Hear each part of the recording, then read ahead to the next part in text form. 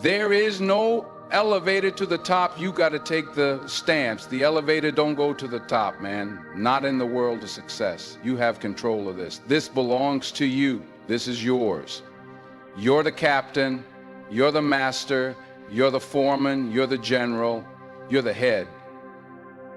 Don't give control of this to nobody.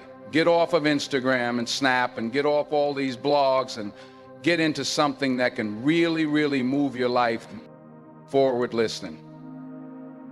Getting successful, it's not a magic trick you can decide to be rich. It's highly doable.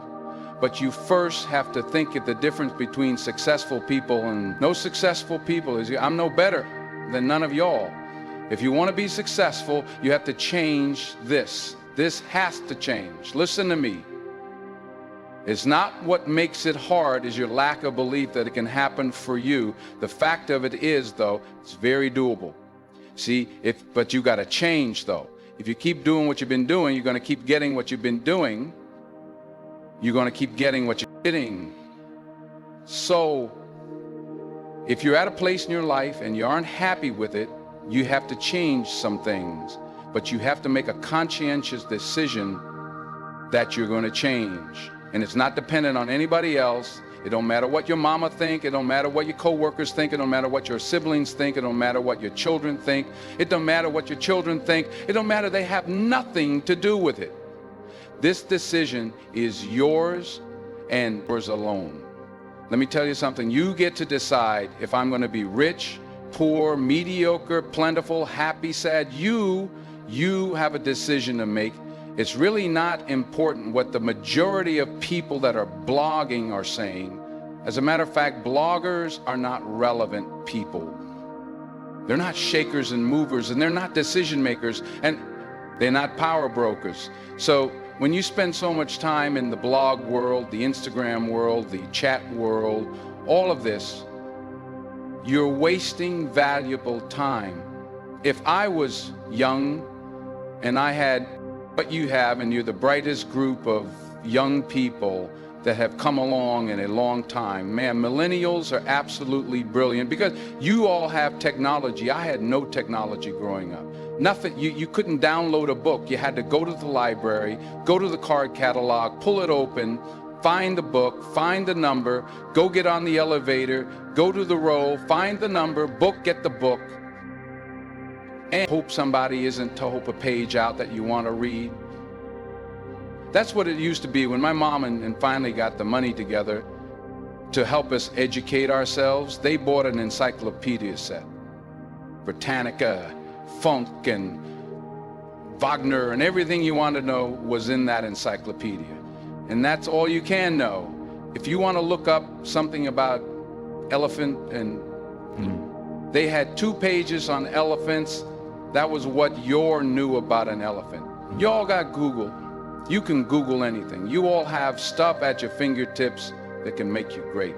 But if you can combine your technology with your parents and your grandparents' work ethic, you could be rich. You could be rich, man, but you cannot erase the work ethic part. There is no getting around. Ain't no elevator to the top. You got to take the stand. The elevator don't go to the top, man. Not in the world of success. You got to take the stairs, y'all. Got to start getting gritty, man. I hate it when I see young people wasting their time, wasting all this technology. Guy just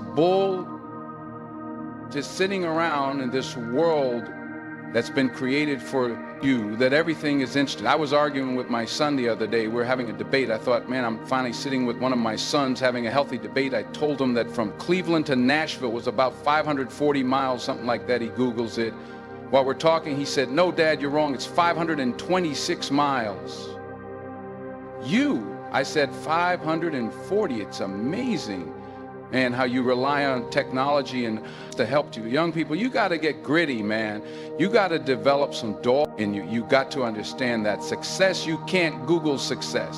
Go Google it. You can't Google it. Man, I got something else for you because I've lived so long and I've been exposed to so many things. I've seen stuff hopefully you'll never see. And I've seen some things I hope one day you do see, but Go Google it, exposure. It isn't going to take you nowhere.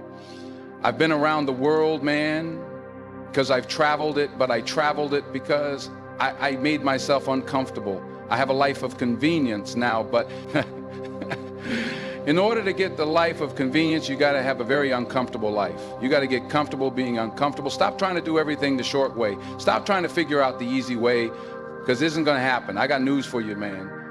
It's not happening, young people. You got to get messed up sometime. You got to get dirty. You got to get your feelings hurt. You got to get disappointed. You got to get told no. You're going to ask somebody for some money, he's going to tell you no. But at least then, when I see somebody trying and I tell them no, I try to at least give them something else. See, I'm not going to hand you a fish sandwich. I'll teach you how to fish, but I'm not giving you a fish sandwich. You can forget that. Once you get this, y'all, you can change everything. Do you understand? Negativity, you can protect yourself from negativity. And that's what stops most people. Negative thoughts, you can coat your mind from negativity. It's a real simple exercise to do. I do it every morning before I walk out the door, so I walk out as a positive person. You know, I get tired sometime. That's different from being negative, because I get mentally drained from my job at times. But to coach your mind from negativity, the way you can put a coating around your mind is with one simple thing. Gratitude erases negativity. I'm going to show you how this works.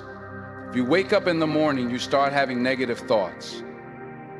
Man, it's hitting my day. I woke up on the wrong side of the bed. I'm tripping. I just don't feel myself. Every time you feel in the middle of the day, if you feel yourself doing that, stop. Just stop for a second. And start going over in your mind everything you have to be grateful for. Not everything you want, everything you already have. Because what you have is substantial. You just haven't gone over the list.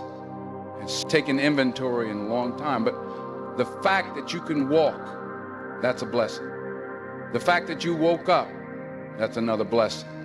The fact that you can see, think, reason, that's another blessing.